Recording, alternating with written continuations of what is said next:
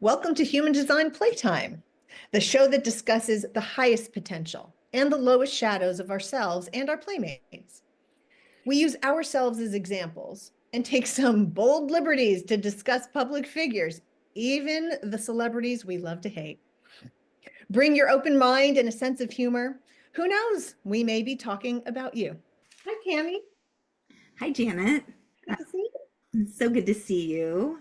Here we are at episode 11 of Human Design Playtime. And today we're going to chat about our first evaluator or reflector, Sandra Bullock. And the crowd goes wild, and the reflectors go wild. The non-energy types are represented. Yay! Yay!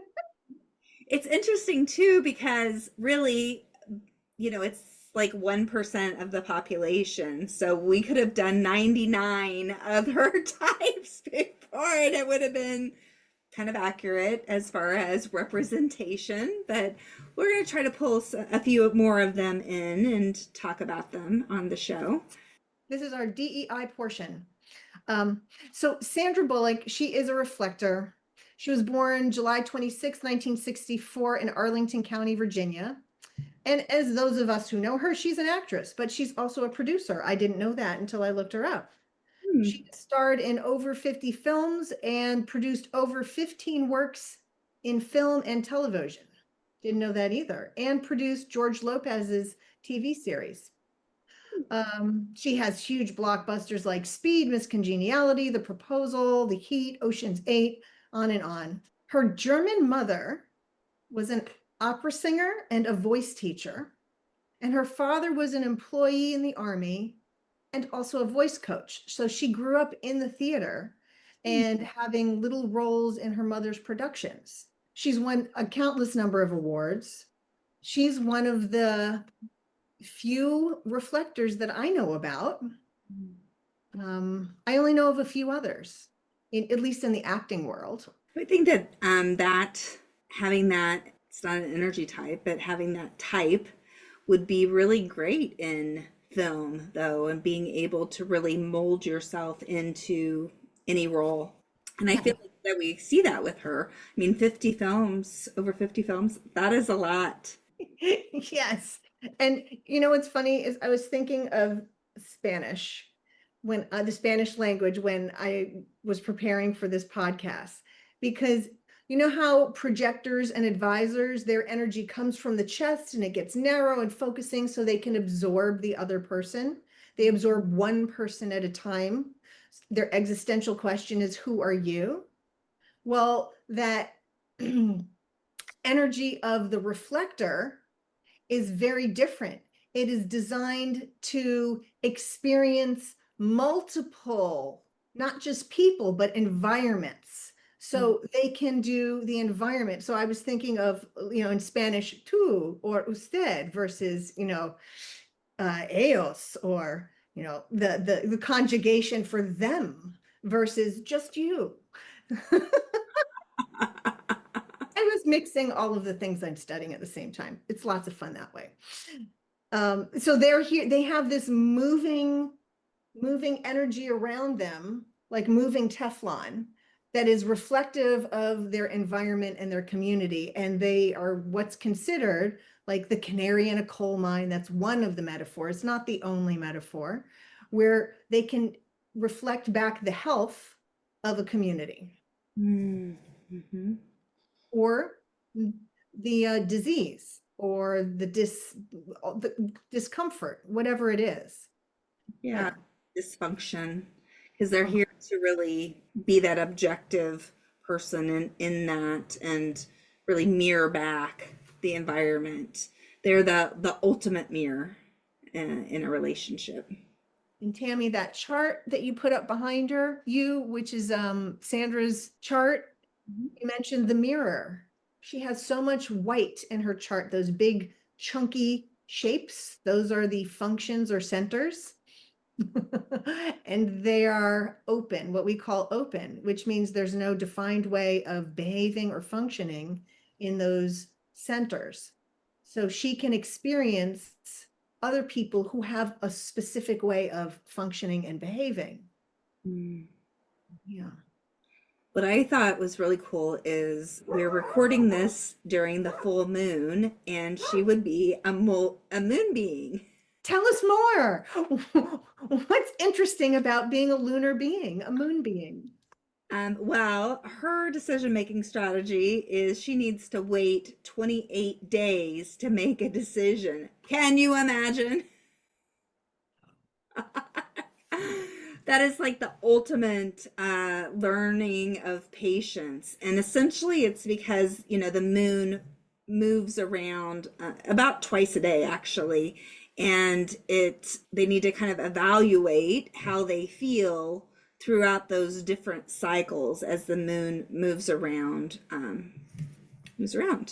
So I think that that is really cool because they're here to really reflect back, reflect on, how they feel, assess it, and then even discuss it with others, but not necessarily for advice, but for, to externalize and see how they feel based on being around other energy beings, how it feels at different times throughout the month. I'm glad you brought up the waiting. They have to the wait. Now, this is for big life decisions like, am I moving to California? It might take a full month to really go through the gamut of the experience. And for other types, most of them have an inner authority in their definition in those colored chunky little spots that you see in other charts. And every 12 hours, like you said, because of the movement of the planets, every 12 hours, there is a new imprint. There is a new available experience for having a center be lit up. She could experience being a generator for 12 hours, and then be a manifester the next 12. And there's just a certain flow to the month. And we all experience it, but because she has a blank canvas, she really experiences it in a different way than we do. Because you and I will revert always back to, I have my initiator imprint and you have your builder imprint. Will Yes. never be wiped clean down to this open reflective nature as a reflector would, or an evaluator. Yeah. Can I read a little something? Yes, I'd please. love to read a little something. This is from one of my favorite books. Can you see it? Can you see it? Yes, I can. Okay. All right. Stop singing everything, Janet. Oh boy. Some of the existential questions that a reflector will experience are, who am I today? Because every 12 hours they experience something different. Can I be myself? But also a question of, am I in the right place? And who are you all? And this is where I go into grammar, not just who are you, projector to generator or projector to another being. But if I'm an evaluator or a reflector, I'm going to be doing plurals. Who are you all? What Mm. is this thing? Where are we? What is this? What is my experience of all of you? It's the bigger collective. So they get to experience the planetary movements and also the larger program, which would take us like a whole other episode to discuss that. So all you nerds out there, you know what we're talking about. And new people, you can look it up or wait for us to put out a video on it. But I did want to mention that. And their signature is surprise. And they truly have the surprise every 12 hours of experiencing a different energy type. Mm. Truly.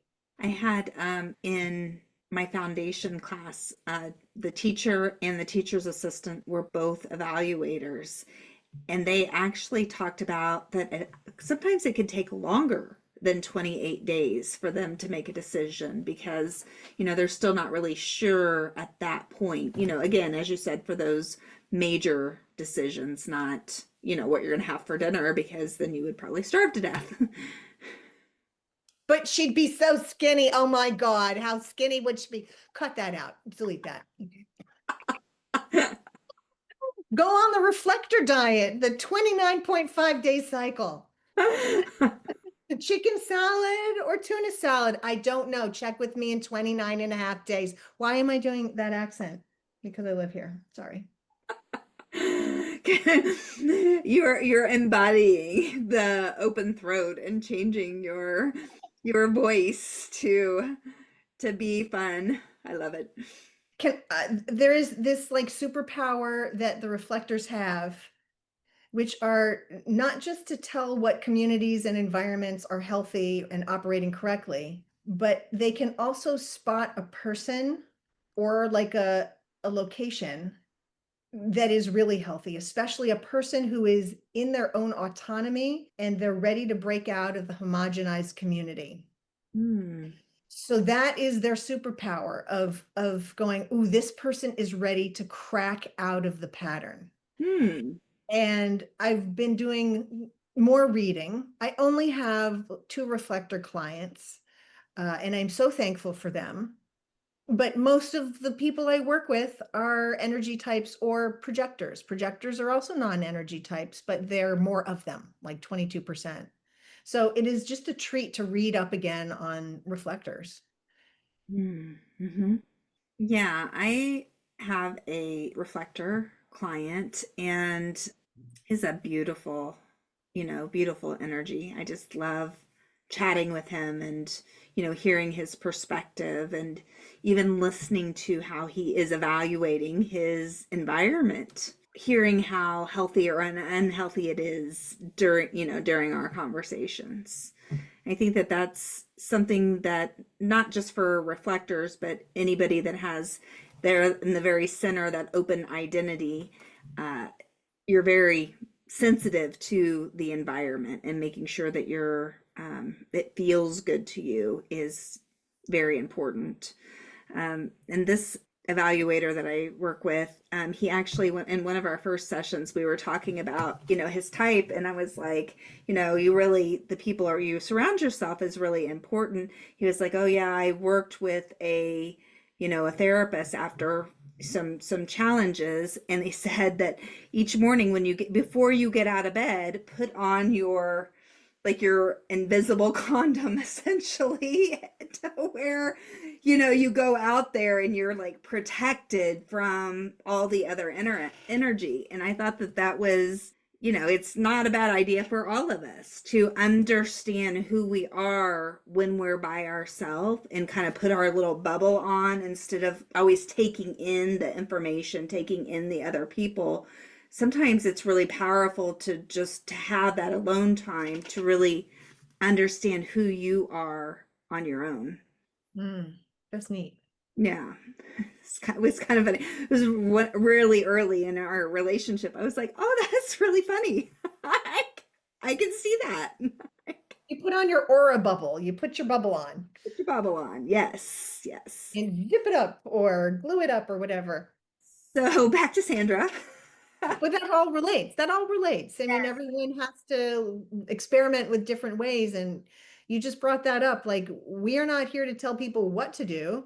We're here to educate, talk about it, talk about figures that you could relate to, because uh, the public does not, we don't have the same friends as people. We don't know everybody across the country, but we all do. We've all heard of Sandra Bullock and we've all heard of these other people. So we're using common people that are in our consciousness to go, oh, okay, I can kind of relate. And then those personal stories are so useful. They're so useful. Tammy, do you see anything in her particular chart that jumps out at you? Well, I thought that maybe we could talk a little bit about her public role or her public profile, which is a 2-4. And so the 2-4 is this natural where people are really come to them, they like draw them out, they're like really recognized for their gifts. They can also be a little bit of a hermit, so they have to be called out into the environment, and you probably relate a little bit to that. And the fourth line gets their best opportunities through their network, and it's this influencer, and she has a lot of traits, 10 traits that are that fourth line influencer trait, with her core essence being in the trait 31.2, which is the influencer, and I can see how she has used that influence in her career and really been called out into many different roles. Neat, neat. Yeah. We have a teacher that we love. He's a 2-4. Mhm. We love him. Hey, Yes. Mike, how you doing? Uh, and that four who is just friendly. Mm, Um, and they don't need to be in the huge collective. They can be in smaller groups and do great in their careers. They mm. don't have to be on social media. They're just going to get opportunity to opportunity, friend of a friend of a friend, things like that. Yeah. You know, one friend for a fourth line can really make all the difference in their career. Yeah. Is there anything that really jumps out at you for Sandra? Well, we talked about it a little earlier of the, she's got the 28 in the unconscious grounding, which is that part of the channel of struggle. Mm-hmm. We've talked a lot about that lately. Yeah. Yeah. And it's I have maybe a couple clients with the whole channel. Mm. Um, I don't have that in my chart, but it doesn't mean I don't struggle. Yeah, right? It's fun. I find it fascinating. Who are we doing last week? Was it the 2551? Like someone with one channel. We just did someone with just one channel, which means they're defined only in two centers. And he or she has so many little traits, but never a full channel that makes it to the other side to light up two functions at a time. And what I find interesting, and this is a little bit more advanced for, beginners, but when you look at your own chart and you just look at the black lines, or you just look at the red lines in your own personal chart, some people can have an identification with the reflector because if they take away all the red in their chart, they just have little black cattails everywhere that they could relate to being a reflector. And when I break down my chart, I'm a projector or a reflector, Hmm. red and the black. I just find it interesting. Yeah. And for the people that don't know, so the red is our unconscious traits. That's based on about 90 days roughly before you're born. And then the black is based on your exact birth date and time, location for the time zone. So the black is really, it's the conscious, it's who we think we are. And there's nothing wrong with that. You're actually supposed to think of yourself with these traits. And then the unconscious is more of our body living, or the vehicle that we're in. And it's typically more of what other people see in us. And so I think that that's really, it's interesting to think about whenever you just look at the differences, and the different traits that are unconscious that we don't have any control over. We don't have any, it just is, it's just a matter of being. I think that's pretty cool. It is. Hmm. Yeah, thank you for explaining that. Yeah. And that even taking it just a little step farther, if we were to remove all the personality conscious black lines from her chart, she's still going to be a reflector. She can't Hmm. be pared down anymore. Reflectors cannot there's no other layer they could remove. They are a lunar being, and the lunar beings are different and special. And special doesn't mean worse or better. And there are some misconceptions about reflectors that they just don't have the energy, they can't go on, they'll never be successful. That's not the case. Oh They're yeah. not robbed, they're not gypped or ripped off. Like, I want my money back. I want you to color up some of my centers. I want some colorful centers. Uh, Everyone has their own superpowers. Hmm. And according to Ra Uruhu, which is Robert Krakauer's second name after he received this information, the founder who's from Canada. I can't do a Canadian accent, eh? No, I can't do it. But he was saying reflectors are the most resilient of all the types, that there really is a misconception that they are not waifs in the wind, uh, Mm. and that someone who is operating correctly and aligned and understands how to wait the, 28, 29-day cycle, that they can be very helpful and influential in their own lives and others. But those who are not could be just turned into slaves. He likes to use the word slave a lot for each type. Anybody who listens to his lectures, which I highly recommend if you can get through his voice. I disliked listening to it the first year, and then now I'm like, I got it. This, it feels right. But anyway, I interrupted myself so much that I forgot what I was saying. Tammy, what was I saying? We're not used to recording at night, by the way. We're used to doing the day. Yes, yes. Oh, yes, they if there's a reflector who's operating correctly and understands their authority for decision making, it's wonderful. But when they're not, they can be harmful to themselves and others, because the reflector and the manifestor together used to work, where the manifestor would say, how are things going in the kingdom? And the reflector, who could feel the kingdom or feel the energies of the location, would, whisper to the king, these are the troublemakers. These people are doing amazing. This city is thriving. This one needs help. But if there's a reflector who is not healthy, they can just be like, kill him and him and him. These are the old days. We're speaking of the old days. Yes. So, but now, the world is designed mostly for people like you, generators and projectors. And then we still have reflectors like Sandra Bullock and manifestors like me. Does that mean we're not as needed anymore for, building society?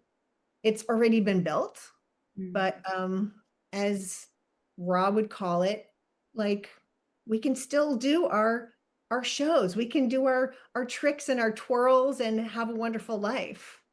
So there are new positions for the reflector, and she's really made a name for herself. And I could think of like Michael Richards from Seinfeld, who plays Kramer. He's a reflector. And Amma, the famous spiritual teacher. I have two friends who are followers of Amma. She's a reflector. Who else are some famous reflectors? Jimmy Carter's wife, Rosalind Carter. Hey, anybody older than 70? Dick Smothers, famous comedian from TV from the 60s, maybe the 50s. Rob Lowe is a reflector. He is? Yes. Oh, neat. Yes. Pretty sure. I feel like that we learned that in foundations, I think. The other thing for Sandra with her conscious core essence in the 31, that is, so her life work theme is a personal focus as a 2-4. So she is here to really focus on her self-exploration, facing her own challenges. And then she fulfills her purpose through physical form, through experiencing physical form, or through building or creating structures, products, communities, etc. And her life theme is the unexpected. And so it says you have the inherent power to attract the collective's attention and can become an unexpected leader or hero. Your nurturing influence is discovered and acclaimed in the midst of the unexpected. And so the trait 31 is influence. That's so interesting. I'm so glad you said that. And I want to make it clear to the listeners, this is Sandra's chart. This is not for all reflectors charts. So not all reflectors are going to discover themselves in the public, public spotlight. That's just not, it's so individualized. Like every single chart is so specific to the time and place someone was born. Yes. And Janet's disclaimer, Sandra is not our client. I found her birth time on the internet, so I didn't have to do a birth recertification, but maybe the internet is wrong. I mean, we know it's not all right out there on it. So, but she's not our client. We just do this for fun. And if you are interested in learning more about your own unique design, please message Janet and I. We would be happy to have a conversation and, maybe do a overview for you, or, a full analysis where we really go deep into your chart and really help you understand yourself on just it's an amazing level of information that you can learn through this system. It just still kind of blows me away to know so much about my inner workings and how much more aligned I feel since the system found me in 2019. So yeah, I just wanted to make sure that we got that disclaimer in there. Thank you for doing it. Oh, it's the first time I didn't do it. I'm so glad you did it, Tammy. Oh, you guys are awesome. Tammy, thank you so much. And is there anything else you want to add before we go? No, thanks for watching. We will be back again in a couple weeks for another episode, and then we are going to have like a little season break and do some behind the scenes planning, and then we'll be back for another season of Human Design Playtime. So hope you'll come play with us. Thanks. Bye, everybody.